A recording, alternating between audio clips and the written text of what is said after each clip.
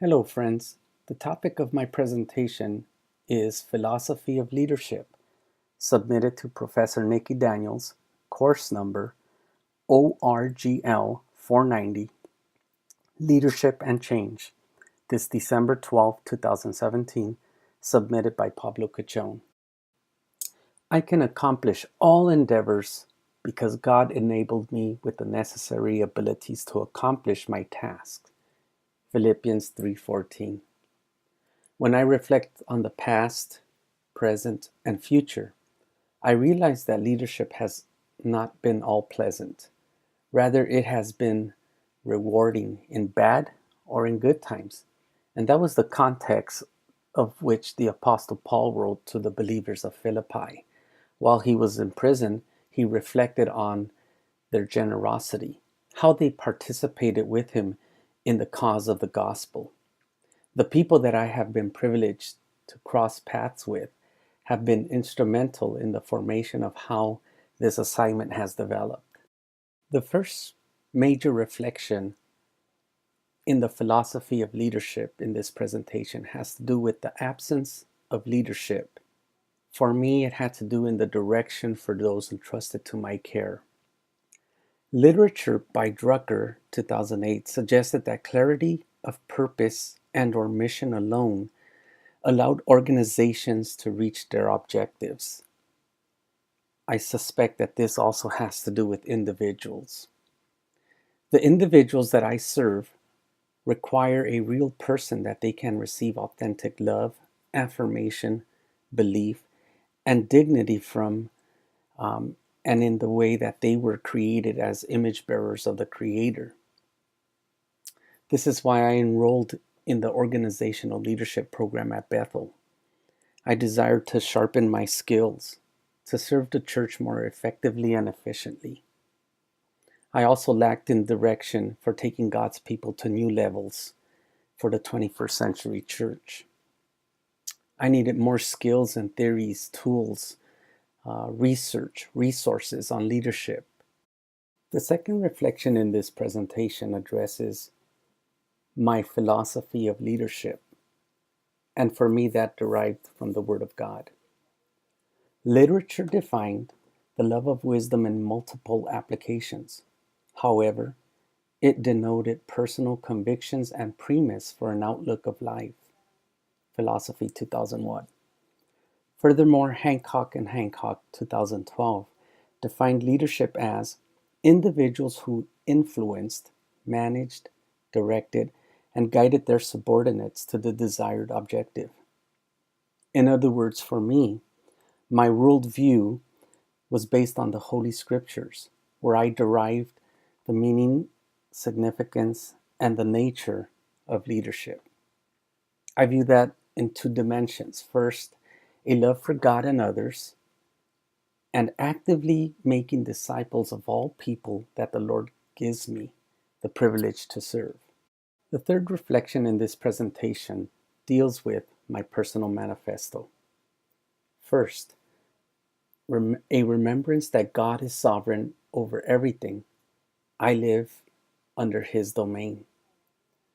He is the owner of all things. I am just a trustee or an administrator of His belongings. Secondly, God is the center of my universe. I have given myself holistically to Him. Third, there is power in God's holy name. His name is my safe haven. Fourth, never forget to separate some time to reflect on God's goodness towards me. Fifth, honor my family heritage. I should never take that for granted. Sixth, treat all men as image bearers of the Creator.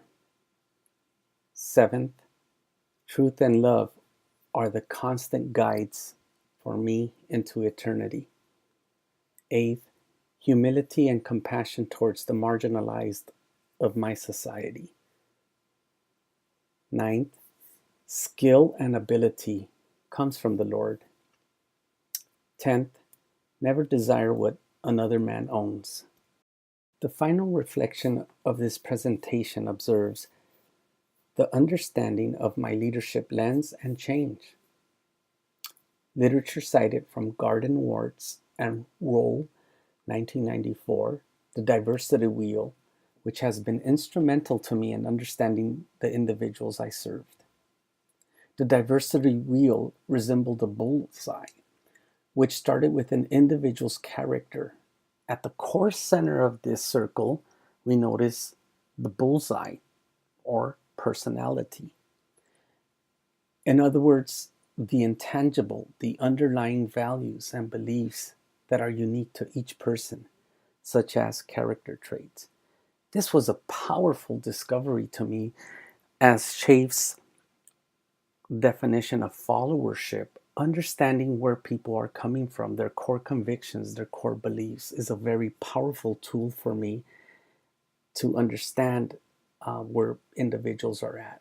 The second circle from the center has to do with which the researchers noted as internal attributes, which represented our ethnicity, gender, people group, and age. This was phenomenal to me because as I look at the internal dimensions of who I'm serving, who is following me, it gives me greater comprehension into their gender, their sexual orientation, physical abilities, ethnicity, and race. And those are powerful pieces of information when one is considering followers.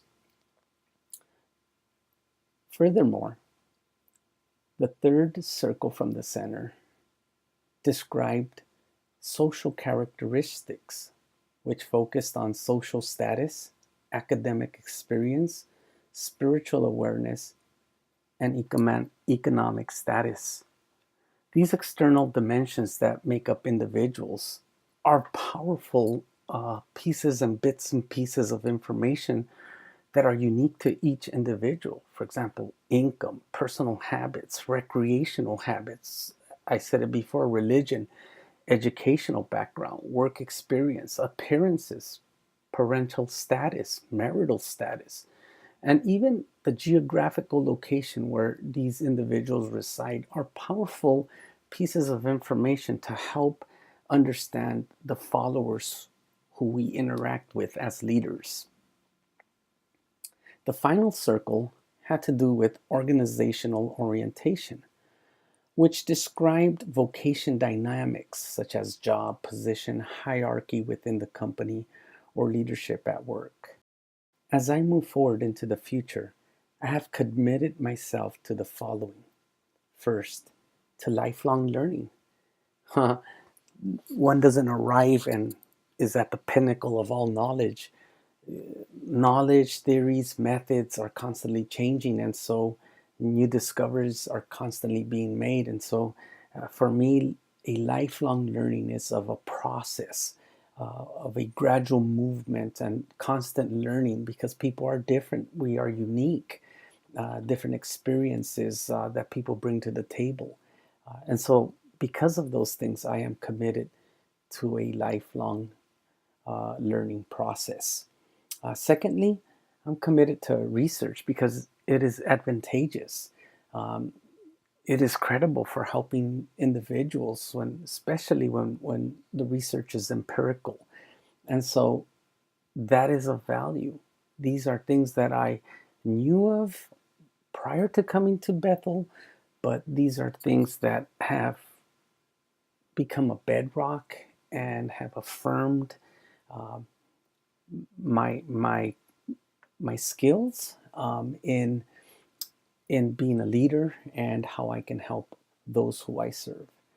Third, there's something very powerful of in communal form of learning. The best example I gave was the diversity wheel. People are unique. They bring a diverse or diversity of experiences and backgrounds. And so, because of that, um, we as leaders need to be fluid in our ability to learn and learn in the context of community. What better way to learn new skills, new opportunities, new methods, new ways of doing things, but by people And one of the joys of my job is to serve people, walk with people, journey with people, encourage people, strengthen people, equip people, empower people, and release them to their God given calling and talents. And finally, I am committed to enjoy. Uh, I find joy in what I do. I really am passionate about the places I get to travel, the people I get to meet, the people I interact with. I find humor and I find laughter. I find uh, great opportunities to create memories. And of all of that, the greatest joy that I find is finding the well being of others.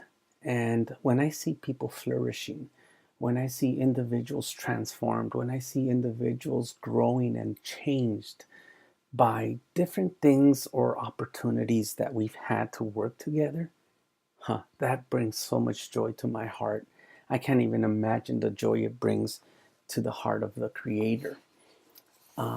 Finally, I am reminded that I want to conclude very similar to the way I started.